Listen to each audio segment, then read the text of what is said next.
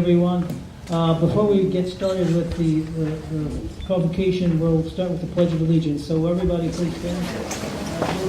Here's the flag.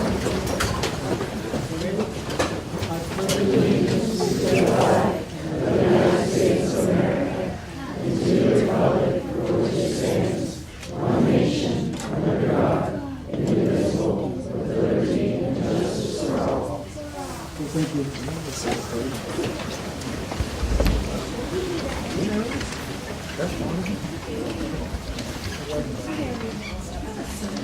Good evening, everyone. I'm Dr. Paul Abraham, Dean of the Eastern Campus. It's my pleasure to welcome everyone. I hope tonight's convocation will be special and memorable to all for years to come.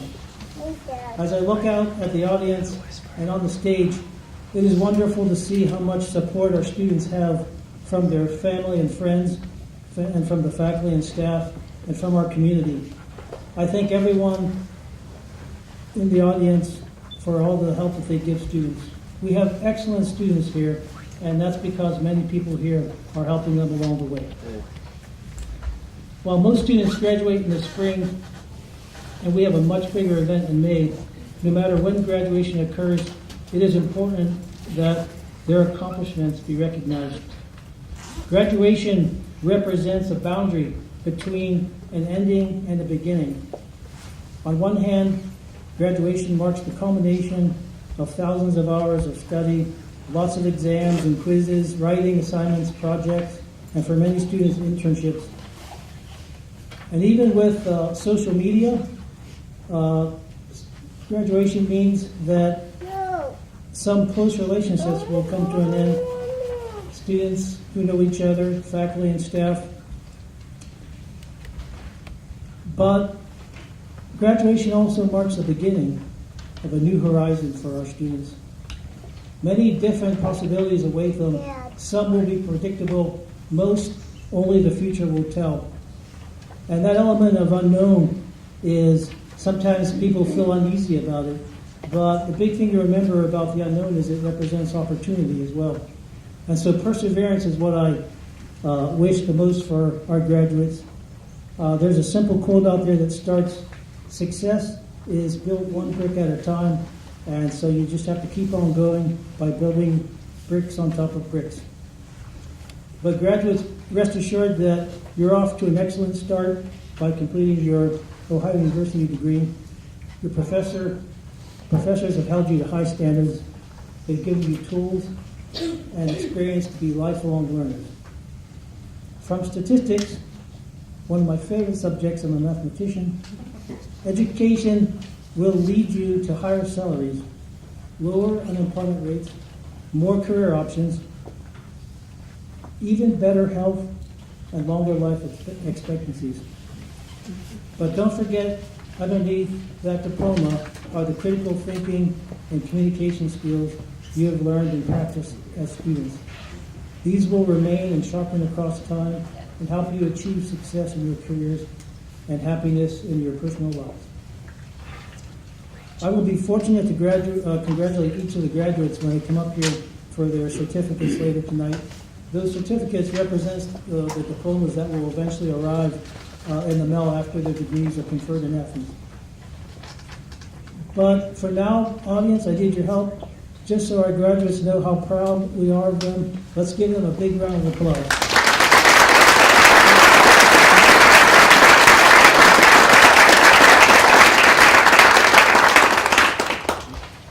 Okay, so this year we've also invited scholarship donors and recipients to the campus to be part of our celebration, and we have a wonderful sample of each night here.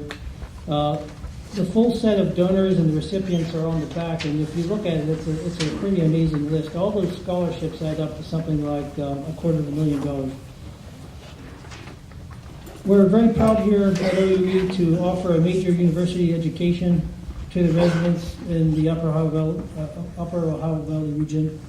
Many of our students graduate with no or little debt thanks to their own hard work, the support they get from their family, the low cost of our tuition, and the many scholarships that are available to our high-achieving students. We know scholarships represent important opportunities, And this year, as we celebrated our 60th anniversary, we really focused on fundraising for scholarships, and we were able to add $300,000 to our endowed scholarship fund. Those donations are not just about today. They will live on and benefit students in perpetuity. And I love the word perpetuity. It's a form of infinity, something us mathematicians know a lot about. So OUE is very proud and thankful to have such strong support from our community and from the people really who've come forward with donations. So I want to recognize both now. Let's give a round of applause for the donors and for the recipients.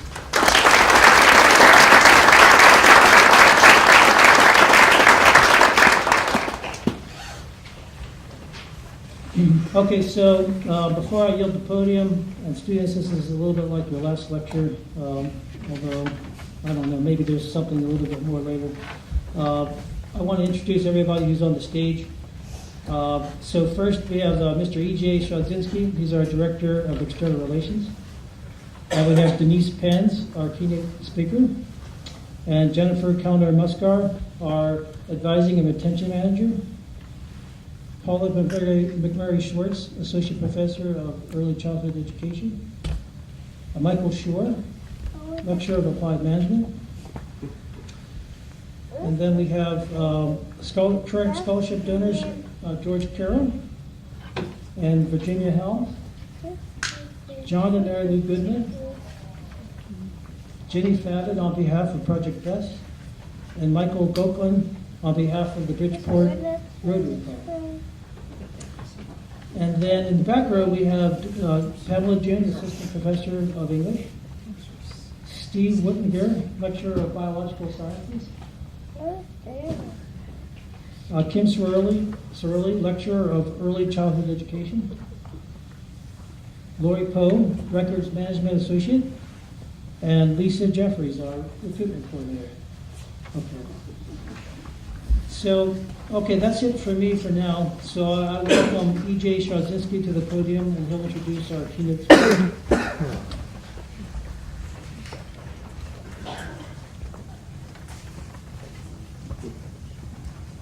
Thanks, Dr. Abraham. Growing up, I was reminded that there are two types of people in this world, givers and takers. I am honored to introduce our keynote speaker, Denise Penz, because she is a trusted friend, she has a wonderful story, and she is without question a giver, one who always puts others first. She served with distinction in the United States Navy, rose through the ranks of the banking industry, and touches many lives in our community through her passionate service to a number of special causes. We are thrilled and very fortunate that Ohio University Eastern has become one of her passions. Denise is a catalyst on an active community board that is having a major impact on our campus. For example, and as you've heard, a year ago we set a goal to raise $60,000 during this school year in honor of our 60th anniversary. Through Denise's leadership, Home Savings Bank kicked off our campaign with a $30,000 commitment. 12 months later, our scholarship totals have hit, and I've got an update for you, Dean, $320,000, which includes another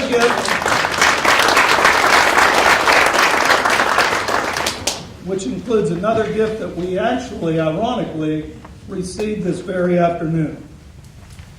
This is truly significant and will open the doors to higher education for many deserving students in our area. So please, join me in thanking and welcoming the 2017 Austin C. Furby Award recipient and tonight's keynote speaker, Denise Penz, for all of her support of Ohio University Eastern.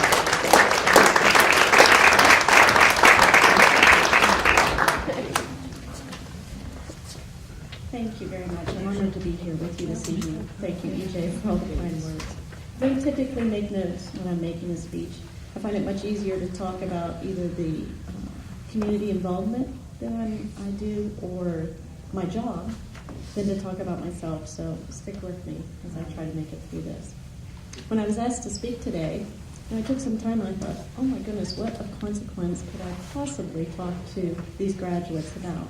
And as I was preparing, I decided I would talk about paths. Paths that we take, paths that we don't take, and paths that simply seem to choose us.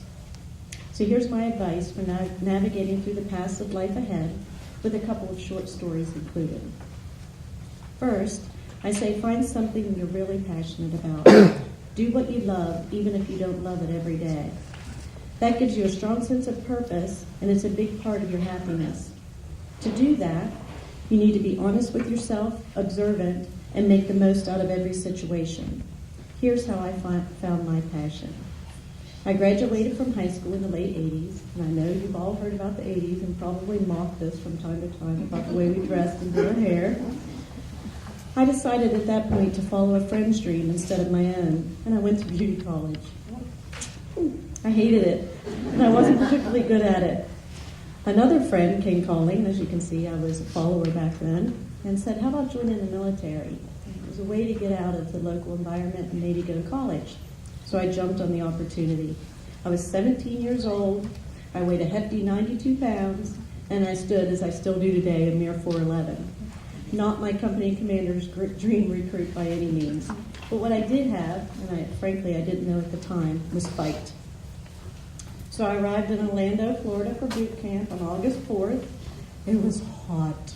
I had no idea what it meant to go to boot camp in August.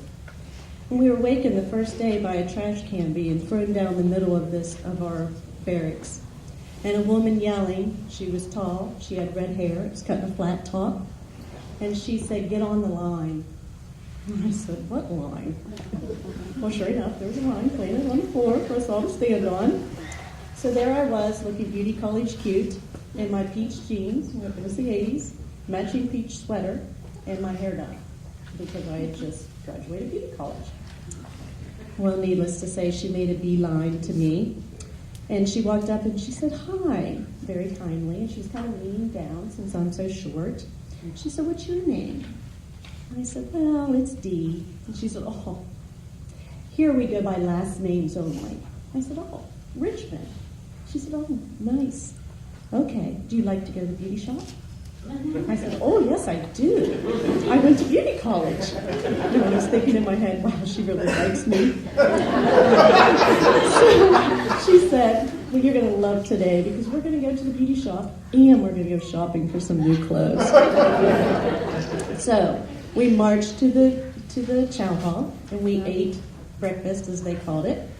And then off to the beauty shop we went. We marched 2 miles to get there, again in August. And when I sat down in a chair, being the first one she took into the beauty shop, she said, cut her hair like mine. And I remind you, it was a flat top. I said, oh no. I want my hair all one length. And she said, oh, so you like to do things your way. So she pulled my hair up in a ponytail and she cut it off. Ooh, I look cute. So, with that, I realized that my life had changed. That was the first start of a relationship with a woman who had a profound impact on my life. She drove me to have strength that I never knew existed in me. She grew to believe in me, and I grew to respect her probably more than I had ever respected anyone in my life at that point. It was the hardest thing I'd ever done, but I graduated from boot camp, went on to serve 2 tours in the Navy, and achieved the Navy Achievement Medal. I loved putting on that uniform every single day, and I had found my passion. Resilience is a must when navigating through life, and that's what I learned next. John Lennon wrote, life is what happens when you're making other plans. You will inevitably face disappointment, loss, and struggles that at this point are inconceivable. I could never imagine what happened next. It was January of 1995. I was married, and we had been blessed with a daughter who is now 2, and we were stationed in Hawaii. I was doing what I loved. I was working at the Naval Intelligence Command and attending college at night. While driving to work, a woman decided her time was much more important than we. She turned left on red in front of me, and I hit her head on, and the two cars that were behind me hit me from behind. I found myself in a burning car with my daughter crying behind me. Somehow I crawled to the back seat, pulled her out of her car seat, and then realized we couldn't get out of the car. At that point, I found out I have a guardian angel, and he's a really large Samoan man. He broke in the window of the car and he pulled my daughter and I out. He carried us to the sidewalk and he said, "Wait here for the ambulance." I never saw him again. I lost my naval career that day. I crushed my leg, I broke my back, and I fractured 2 vertebrae in my neck. I don't like to say I broke my neck because that sounds really scary. But by the grace of God, my daughter was fine. The Navy medically retired me just over a year later with a lot of hardware in my body and a broken spirit. With the love and care and support from my husband, I knew I had to find another passion. Resilience was the driving factor, accepting the things we cannot change and changing the things that we can. We moved back to Wheeling. I returned to school and achieved my accounting and management degrees, and I went into banking. Now you're all thinking, banking is a passion? It's really about the people for me. I achieved my MBA, and since then have gone on to be the founder of a community bank. I'm truly passionate about what I do for my clients and my employees, and I'm passionate about the community involvement that this job affords me to have. From this, I learned you must have courage to be ready to do things that you really aren't ready to do. I was not ready to join the Navy and be beat up for 13 weeks in boot camp. I was not ready to be medically retired at such a young age. I was not ready to leave my secure job and start an independent bank. Pushing through discomfort and doing something you're not really ready to do teaches you a lot about yourself. I love the turtle because in order for the turtle to even move, they have to poke their head out of their shell. There are times that you'll have to stick your neck out, and there'll be challenges. And instead of hiding in your shell, you have to go out and meet them. Next, I say pay attention to the good and the bad. Learn lessons of what to do and what not to do. Choose a mentor that will teach you what to do, and then pay attention when you encounter a situation that shows you what not to do. You'll learn then really what the effect of doing the wrong thing, and both are equally important. Lastly, realize that paths are not always straight, and some don't come to an end. As you can see, I've tried many things. I've made many plans that have never come to fruition. I've said many prayers that haven't been answered, and believe me, I'm thankful for all of those unanswered prayers. I'll close by saying, the best way to be happy is to like yourself. And the way to like yourself is to do only the things that make you proud. Much of life's passion is about honoring those who have given to you so that you, by giving back to others. Congratulations, and I wish you much success.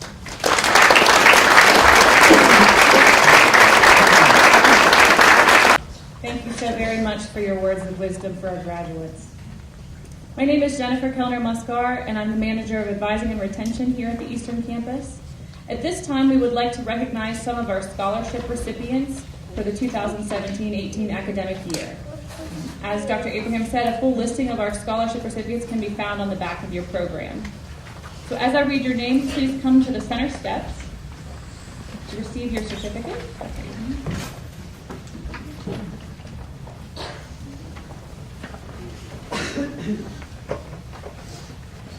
Our first recipient is Breanne Long. She's the recipient of the Robert E. Godfrey Scholarship.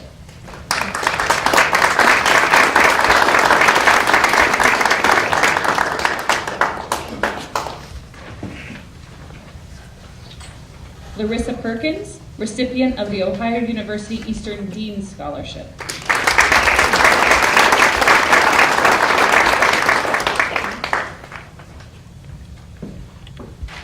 Alyssa Strope, recipient of the Ohio University Eastern Access Excellence Renewal Scholarship.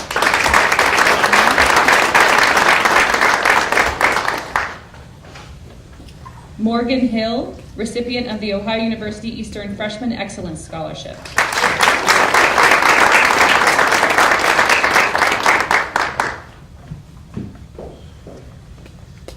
Taylor Price, recipient of the Ohio University Merit Scholarship.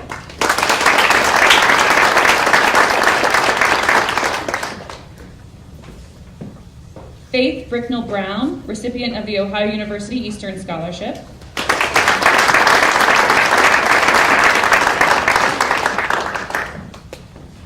And last but not least, Michael Pyatt, recipient of the Rodney D. Hanson Scholarship.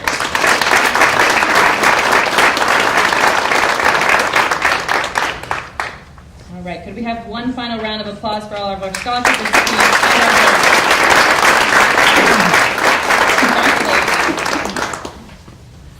And now what we've all been waiting for. At this time, we will recognize our candidates for graduation. So as I call your name, please come forward and remain on the stage once you've received your certificate for a final recognition. Receiving Associate in Science degrees, Alex Potocznik.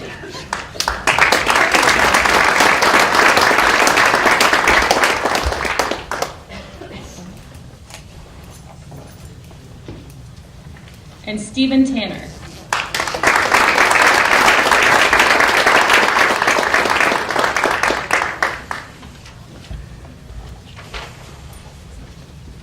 Receiving a Bachelor of Arts, Nicholas Mudrock.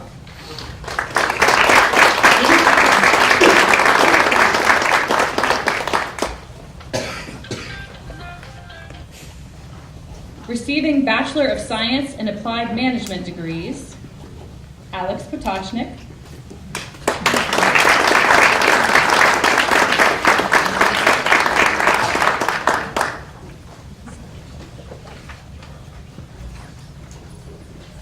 Trevor Mudrock.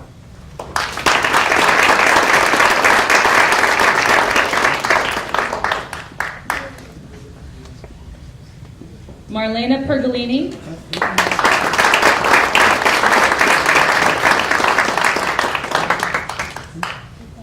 And Kyle Timko.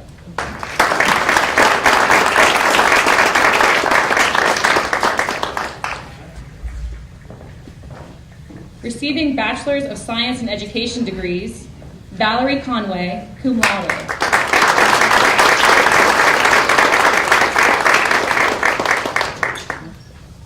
And Brittany Gallagher, magna cum laude.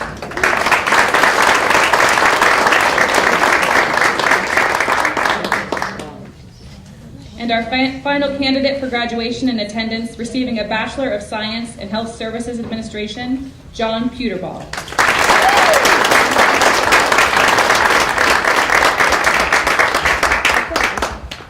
Congratulations to each of you.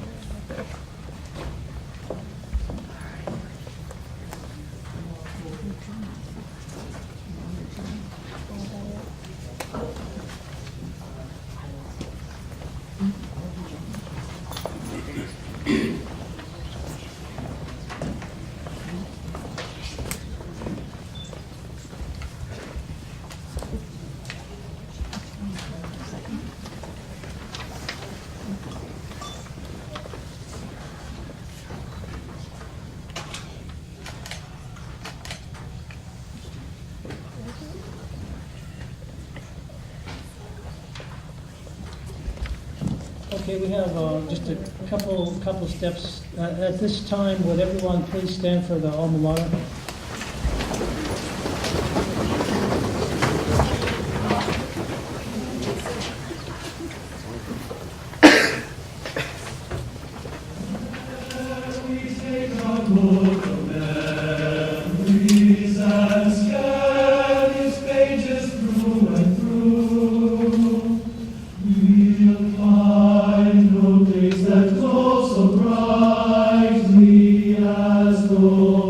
We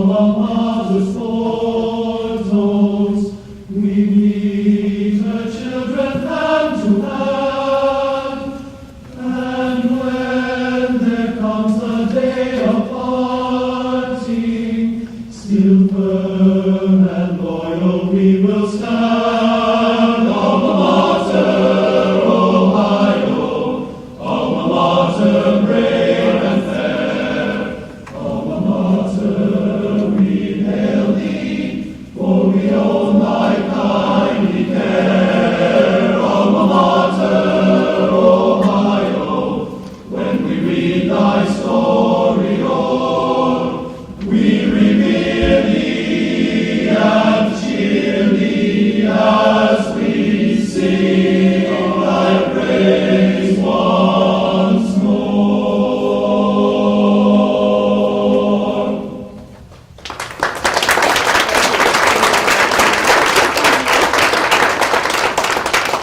I've asked the graduates to stay on stage for a moment so I can say one more time how proud we are for all of their accomplishments as students. So my last words to you students, we're sending you into the world inspired to make a difference and with more courage and confidence than when you first came through our doors a few short years ago. Congratulations, a final congratulations on a job well done. Let's give them a round of applause.